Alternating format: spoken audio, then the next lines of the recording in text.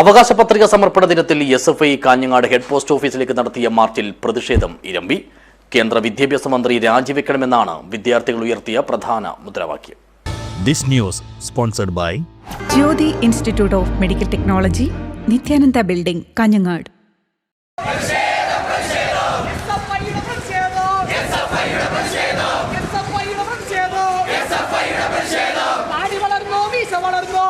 നൂറുകണക്കിന് വിദ്യാർത്ഥികളെ പങ്കെടുപ്പിച്ചുകൊണ്ടാണ് എസ്എഫ്ഐ കാസർഗോഡ് ജില്ലാ കമ്മിറ്റി അവകാശ പത്രിക സമർപ്പണ ദിനത്തിൽ കാഞ്ഞങ്ങാട്ടെ മുഖ്യ തപാൽ ഓഫീസ് കേന്ദ്രീകരിച്ച് മാർച്ചും ധർണയും നടത്തിയത്.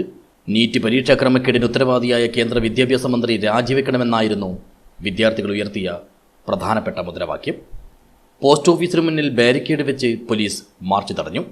ഇത് മറികടക്കാനുള്ള പ്രവർത്തകരുടെയും പ്രതിരോധിക്കാനുള്ള പോലീസുകാരുടെയും ശ്രമം സ്ഥലത്ത് ഏറെ നേരം സംഘർഷാവസ്ഥ നിഴലിപ്പിച്ചു.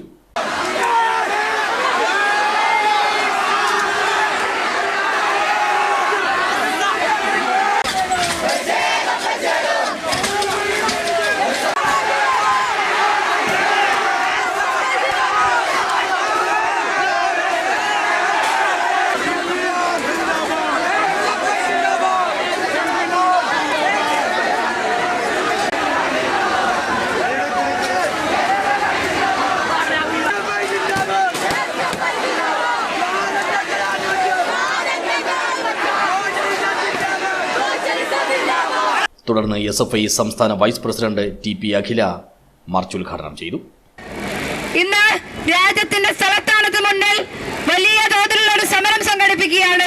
വിദ്യാർത്ഥികളുടെയും യുവജനങ്ങളുടെയും എല്ലാം നേതൃത്വത്തിൽ എസ്എഫ്ഐയുടെ അഖിലേന്ത്യാ ഭാരവാഹികൾ ഉൾപ്പെടെ നിരാഹാരം സമരം സംഘടിപ്പിച്ചത് നമ്മളൊക്കെ കണ്ടിട്ടുണ്ട്.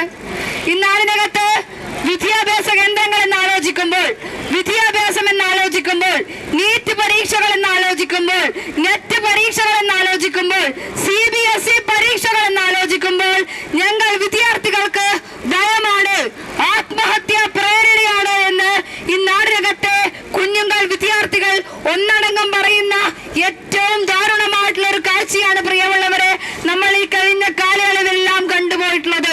ചടങ്ങിൽ ജില്ലാ പ്രസിഡന്റ് മുഹമ്മദ് അദ്നാൻ അധ്യക്ഷനായി. സംസ്ഥാന കമ്മിറ്റി അംഗം സജീഷ് കുബൽപ്പള്ളി, ജില്ലാ വൈസ് പ്രസിഡന്റുമാരായ അഭിചന്ദ് ചെറുവത്തൂർ, കവിതാ Krishnan, Kanhangad area secretary P.K. Manjisha എന്നിവർ സംസാരിച്ചു. ജില്ലാ ജോയിന്റ് സെക്രട്ടറി M. അനുരാജ് സ്വാഗതം പറഞ്ഞു. News bureau, Kanhangad.